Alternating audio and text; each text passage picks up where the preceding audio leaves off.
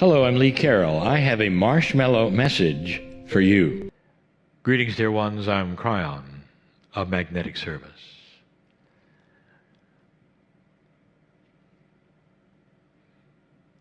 I'm aware of where I am and those who are in the room. Dear ones, I'd like to bring you a message that is similar but different from others that I've given before, about some basic truths and perhaps even some deceptions of the old energy. All of you come from this planet, from the civilization of the time. Every single one of you has experienced what your parents have told you, what others have told you, and you've received instructions. But more than that, you've received concepts and sometimes habits. I want to tell you again that everything I speak of now is moving from the darkness to the light, to resetting and reframing that which is you. Some of the things that I talk about are knee-jerk reactions that are intuitive to what you do because you've always done it. And I'm going to tell you, perhaps, it's a pitfall. And the solution to getting around it, not that difficult, if you wish. I gave you a channel not too long ago about some deceptions, of some things that you learned a certain way and now they're different. I'll continue. But these are more personal. These are not necessarily for the planet, they are for you. They're for the ones listening now, for the ones in the room. And all of these are given with total compassion and honor for the struggle it takes going from one paradigm to another. I want to start with the honoring of the human being and all that you are. All of you listening now, this is an empowering message. They all are. I want to start with number one. What is your thought and your teaching on things which would seem to be competitive? Part of what you think is competitive, you call life. The right job, the right place, how you're seen, what happens if you don't do the right thing. This comes from the energy of teaching right from those you love. And now I'm going to give you a postulate, dear ones, whereas you might have seen a system of winning and losing, the new paradigm for your life is not that at all. Perhaps you've taught that for every winner there has to be a loser, and that would then emulate the systems of your politics. Winner takes all, every time. And you filter it down to your life and it would seem the same. Winner takes all. You either win it or you lose it. Now I want you to start reframing that, dear ones. And I want you to say this, and I want you to mean this. When you're in trouble, perhaps, and you think in these terms, I'll tell you something that no one ever said to you. There is enough for everyone. There is enough for everyone. There is enough love. There is enough abundance. There is enough food. In this civilization where you are with your abilities to manifest, for the wisdom that you have as an old soul, for what you've gone through, I speak to old souls now, there is enough for everyone. There is an old adage that says if one accelerates, the other one won't. It's something about the fact that there's somehow limited abundance or limited success or limited money. That is an old paradigm. It is a deception of an old energy. For you and your lives, it's not win and lose. It's win and win. This may be difficult for you to understand. I'm asking you to change the paradigm of your thought. In everyday life, when you see things, there's no winner and loser. There's enough for everyone. Sometimes there would be those who would tell you there's not enough for everyone, and that there would have to be some who would suffer if others had what they needed. This is an old paradigm. It has to do with linear things. It is not esoteric. It has nothing to do with the love of God, your experience. It has nothing to do with that which you are trying to do, which is accelerate into higher consciousness. All of you have that ability. There'll be no losers in this. There won't be some who accelerate and then rob energy so others can't. This is an old paradigm. That's number one. The reason we gave that is there are some here listening who still believe it and had to hear it. And the aha will be there. Really? Yes. When my partner started, he came into this bookstore. This was before Kryon. He came into this bookstore. And he looked around and he saw the plethora of books. All of the titles, all of the teachers, all of the channelers. And when we started to channel with him, one of the things that he said over and over is that there's already channeling. He says, there's no room for another book on their shelves. I've been there. Why should I then contribute to something that already is there, already exists? Why me? They have enough. And then he said the magic words that plague him to this day. He says, they're better than I am. Dear ones, this had to be reframed in his life. That there's enough for everyone. There's enough high consciousness. There's enough enlightenment. All of these things. You limit yourselves because you look around and you say, there isn't this, there isn't that, or therefore, all the things that are linear, all the things that you've been taught. Including, I'm too old. This will never happen for me. Someone had to hear that. That's old thinking. If you start to reframe this and know that there's enough for everyone, your body starts to understand it, cognize it, your consciousness will broadcast it, and your life starts to change.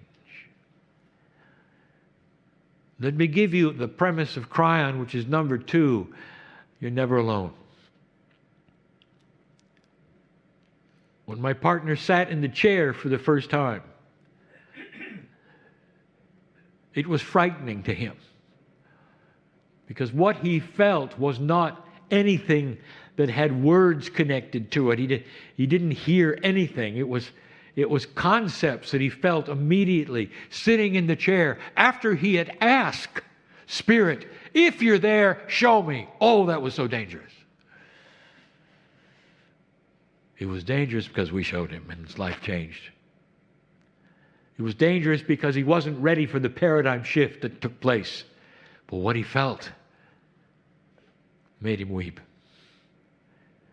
He realized that when he sat in the chair without saying anything, without realizing anything, he felt dozens around him who loved him, holding his hands.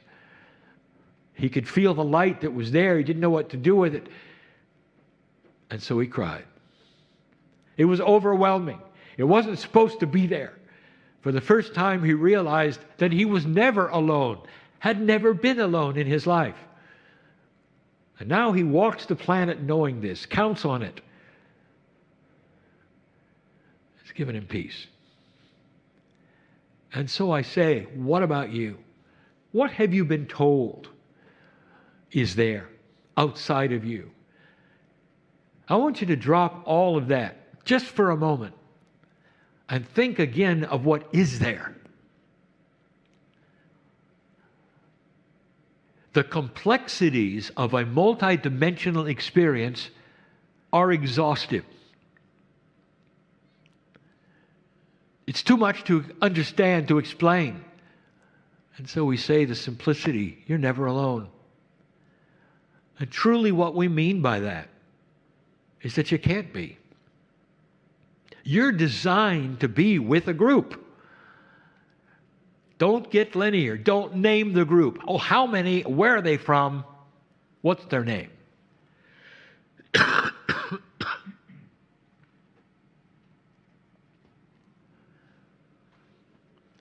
The group is part of your soul. It has to be. If you are multidimensional, you are not part of just one thing. You're part of many things. The soul you think is one is many. It has to be. That is the attribute of being multidimensional. It's many yous, if that helps. In many dimensions, if that helps. The group may be you with you, but it's a group.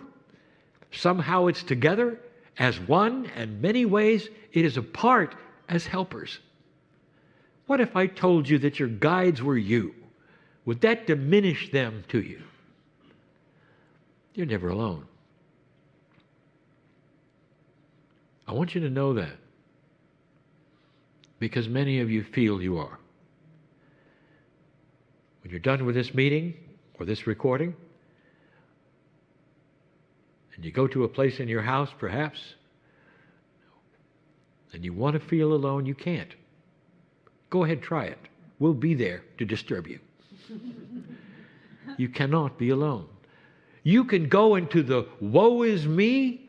You can do all of the things. You can cry that nobody loves you, and the entourage will just stand around you until you come out of it.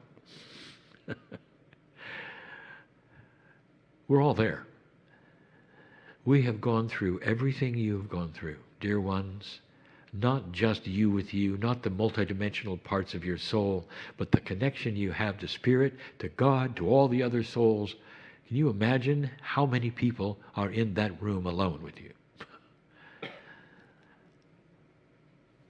I invite you right now to cognize this, to feel it, to understand it. So the next time you might go into that depressive state, wondering why you are who you are, why don't you listen for the answer?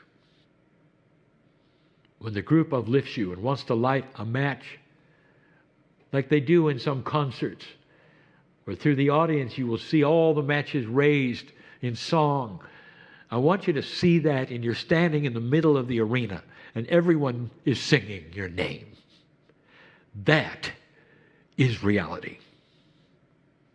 You are on this world on purpose, doing an amazing job, and it's difficult.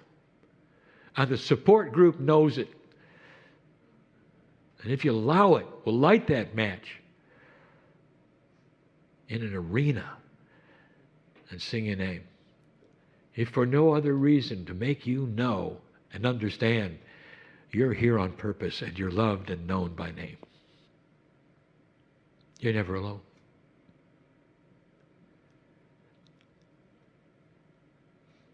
Number 3 is a habit. The world is always getting worse. It never gets better. Did you notice? When you listen to television, it's always getting worse. No matter who is interviewed, it's always getting worse. What did your parents tell you? It's always getting worse. When you gather around and talk about the planet or the pieces and parts of your own society, you know, don't you? It's always getting worse. That means it's a downhill road, doesn't it? It means there's no hope, doesn't it? This is a habit. Somehow by saying those things, it enhances you in the old energy.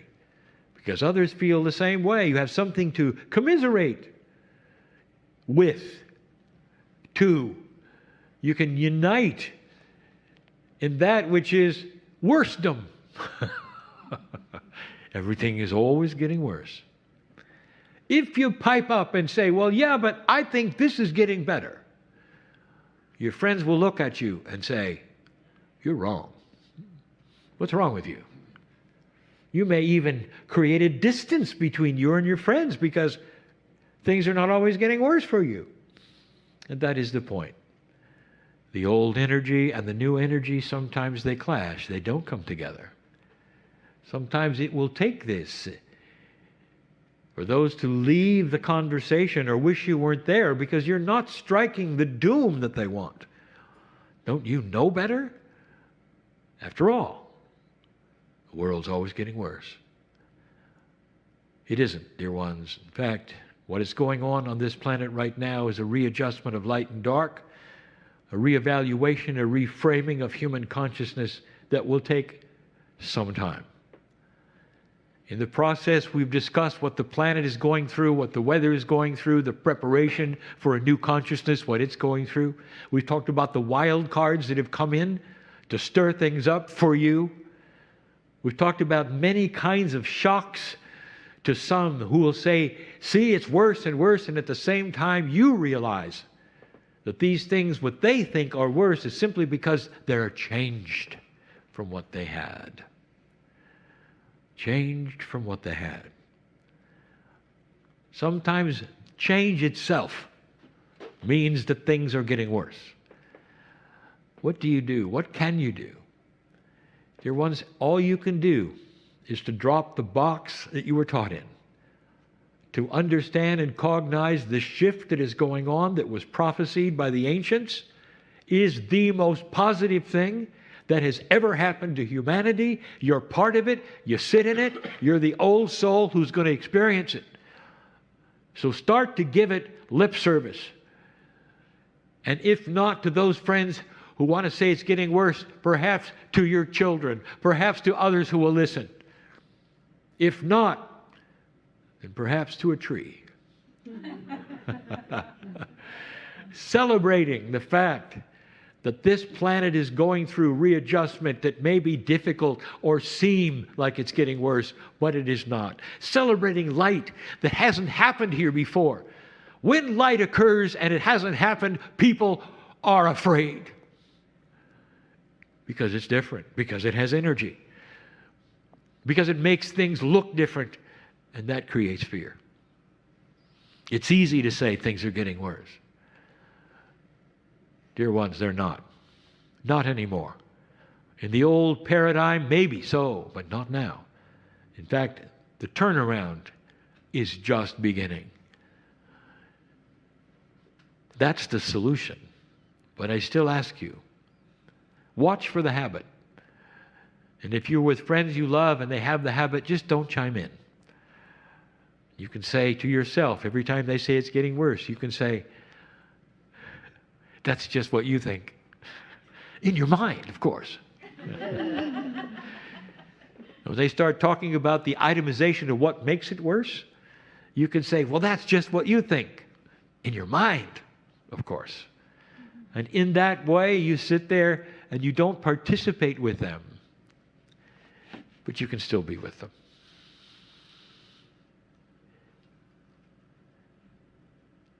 That was number 3. Number 4, perhaps, is the hardest. It's a habit, and that is you let other human beings define you and control your life every day. Every day. Not understanding that you have completely total free will, not to buy into what they say or fear the ramifications of what they say.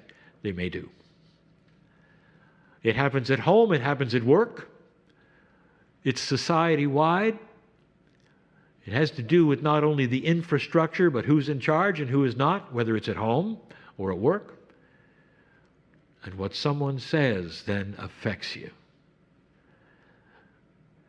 Dear old soul, it's time to drop this completely and understand that no human being, no matter what they say, as they look in your eyes, can affect you. In the past, how many of you do you think got disease because of what others told you? Or what they put you through on a regular basis? And you died young and didn't have to because you bought into it. This is one of the greatest deceptions of an old energy, that other human beings can define you and affect you. If you let them, they will. Dear ones, if somebody starts to tell you things you don't want to hear or demeans you, and if it's an inappropriate situation and you can't leave, you do not have to respond.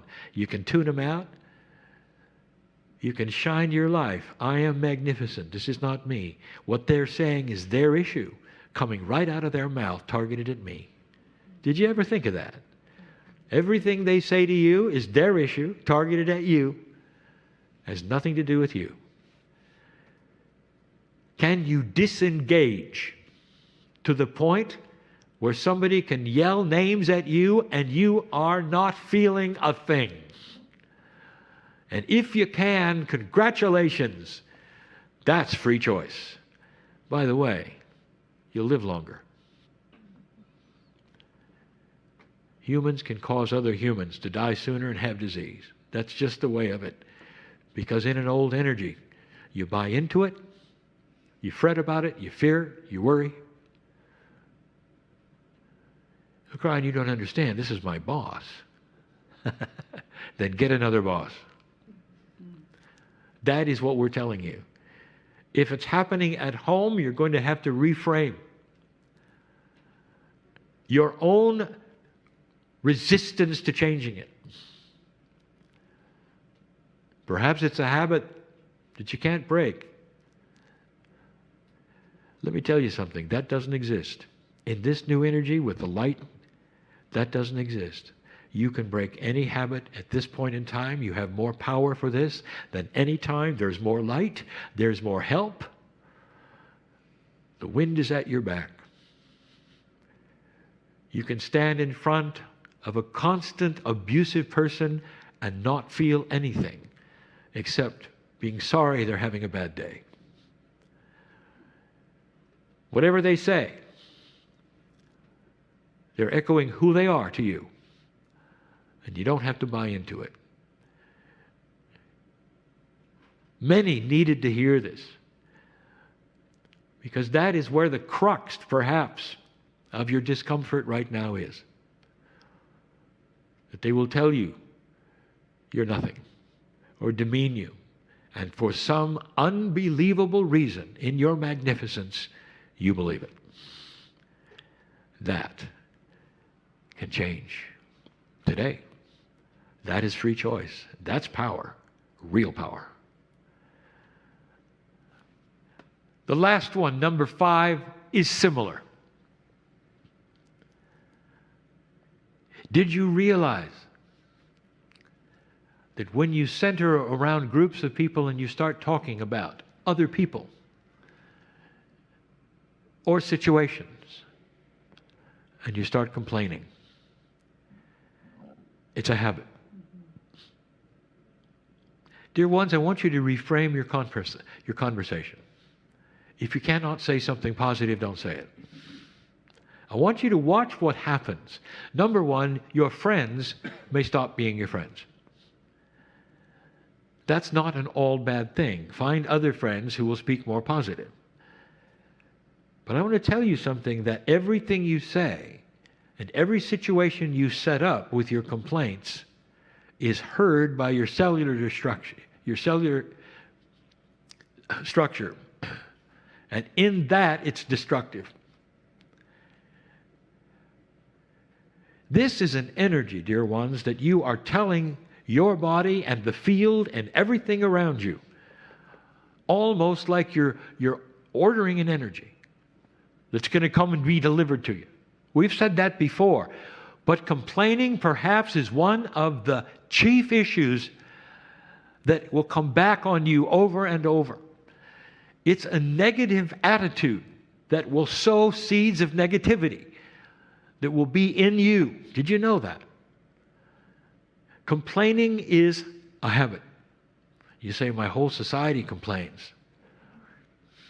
Is that the reason why you should complain? It is not. It truly is not. It does not make you a better person to join in that which is complaining. I told you these truths would be personal, and today they are. It is not up to you to rewrite anyone else's program,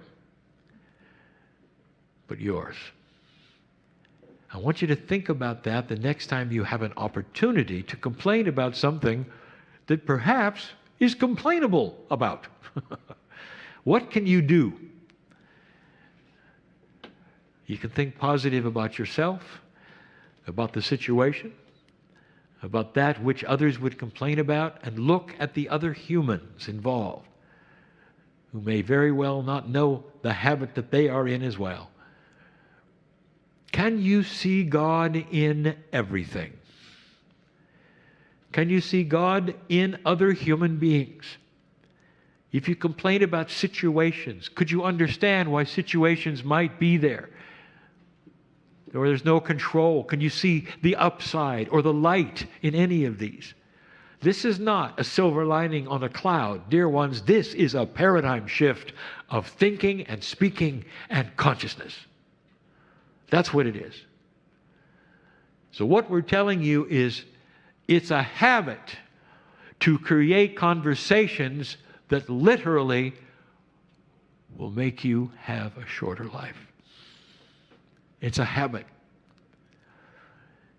If your cellular structure is at peace with itself and your consciousness is at peace with itself, this is the secret to youthing. It truly is. My partner says that many times he continues to wake up at 3 in the morning. He used to do that. And there was a laundry list of things to worry about. And now he wakes up because it's a habit. And the first thing he thinks about is, what are we going to worry about? And then he realizes, nothing. And he's asleep in 10 minutes. It's a habit, dear ones, that many of you have to this day. So if you wake up at 3 in the morning and you start your laundry list of worries, I want you to stand up. If you have to get out of bed and you say to anyone who will listen to you or not listen to you, not this time. Say it out loud, not anymore. Because I have peace in my life over even the things that seem to be worried-filled subjects. I have peace over all of them. Is this doable? Oh, yes. The more you do this, the easier it gets, until there's a time when you will wake up at 3 in the morning and realize there is nothing there that is too big for the love of God, or the synchronicity in your life, or for the old soul, and you'll be asleep again immediately. And that's the secret, and that's the solution. Understand your magnificence and your mastery, the can-do of what is in your body, the control you have of you in any situation, and knowing you are totally and completely loved, worthy, and you belong here. That's the message for tonight. There is some rewriting to do, isn't there? There are some things that have to be shifted and changed as taught to you so long ago. If you're a young parent listening to this, I will tell you that everything that I have just given you is for your children. They'll see it in you. Depends on how you teach them. So no message like this would ever have to be given to them, ever in their lives. Because after you are gone, they will remember mom and dad as being positive about the future and about what is possible with the human being. You can shape a life forever in your positiveness. And it's not just being positive. That's the reality of the light in the planet today.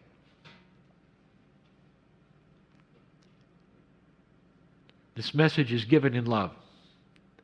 for a changing human being, for one that is trying to drop the old paradigms and habits, and will do so.